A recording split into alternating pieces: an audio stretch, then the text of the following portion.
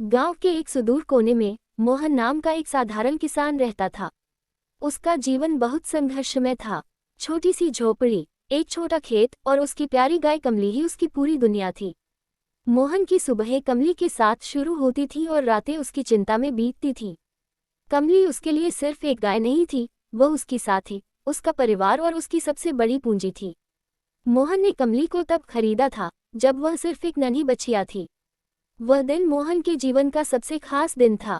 उसके खेत की पैदावार बहुत कम थी और दूध बेचकर ही मोहन का घर चलता था। इसलिए उसने अपनी सारी जमा पूंजी लगाकर कमली को खरीदा।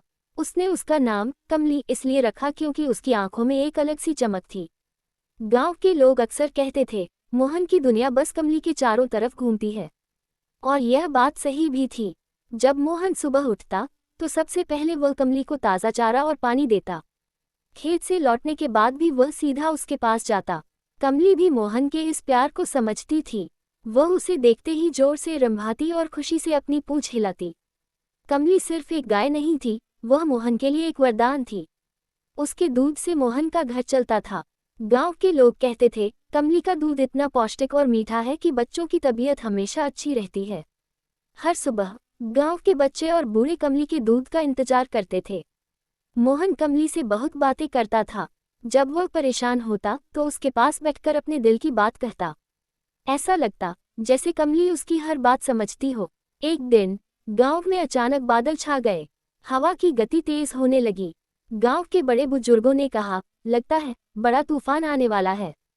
सब लोग सावधान रहो। मोहन ने भी अपने घर को ठीक करने में जुट गया। उसने छत की मरम्मत की, खिड़कियों को मजबूती से बांधा और चारे का इंतजाम कर लिया। शाम तक आसमान और गहरा हो गया।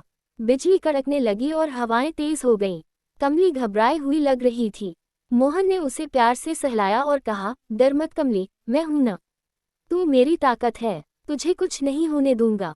रात होते ही तूफान ने भयानक रूप ले लिया। हवा इतनी तेज थी कि पेड़ उखड़ने लगे, झोपड़ियां गिरने लगी और बारिश का जोर भी बढ़ गया।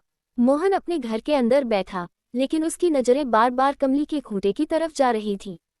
सुबह होते ही जब तूफान थमा तो हर तरफ तबाही का मंजर था। मोहन भागकर बाहर गया। उसने देखा कि कई पेड़ गिर चुके थे, खेत पानी में डूब गए थे और उसकी झोपड़ी का छप्पर भी उड़ चुका था। लेकिन सबसे बड़ी मुसीबत यह थी कि कमली अपने खूंटे से गायब थी। मोहन का दिल टूट गया। वह चिल्लाया, कमली कहाँ हो? लेकिन उसे कोई जवाब नहीं मिला।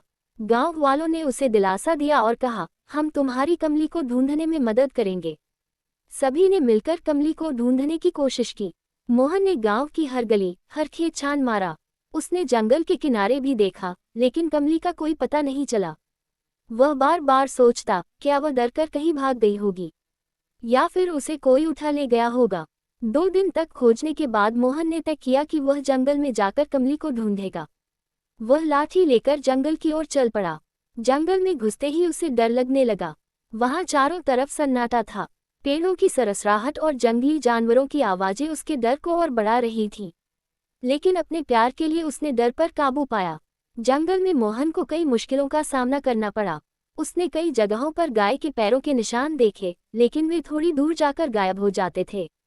उसने आवाज लगाई, कमली मैं यहाँ हूँ, लेकिन कोई उत्तर नहीं मिला। रास्ते में उसे जंगली जानवरों का सामना भी करना पड़ा।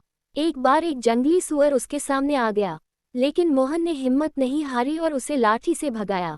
जंगल में चलते चलते मोहन की मुलाकात एक साधु बाबा से हुई। साधु बाबा ने उसकी हालत देखकर पूछा, बेटा तुम यहाँ इस हालत में क्या कर रहे हो? मोहन ने उन्हें अपनी पूरी कहानी सुनाई। साधु बाबा ने कहा, बेटा तुम्हारा प्रेम और सच्चाई तुम्हें जरूर तुम्हारी गाय तक पहुँचाएगी। लेकिन याद रखना, भगवान पर विश्वास रखो और हार मत मानो। साधु बाबा ने उसे एक दिशा दिखाई और कहा, उधर जाओ, शायद तुम्हें तुम्हारी गाय मिल जाए।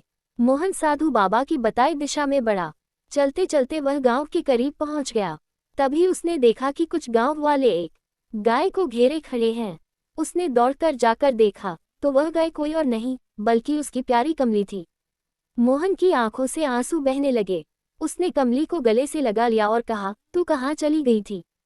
गांव वालों ने बताया कि कमली तूफान के दौरान जंगल में भटक गई थी। उन्होंने उसे पास के जंगल से ढूंढ निकाला और सुरक्षित वापस लाए।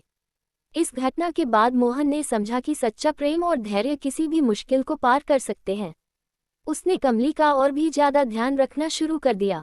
ये कहानी हमें सिखाती है कि प्यार और विश्वास से बड़ा तूफान भी पार किया जा सकता है। अगर वीडियो अच्छी लगी हो तो वीडियो को लाइक करें, शेयर करें और सब्सक्राइब करें।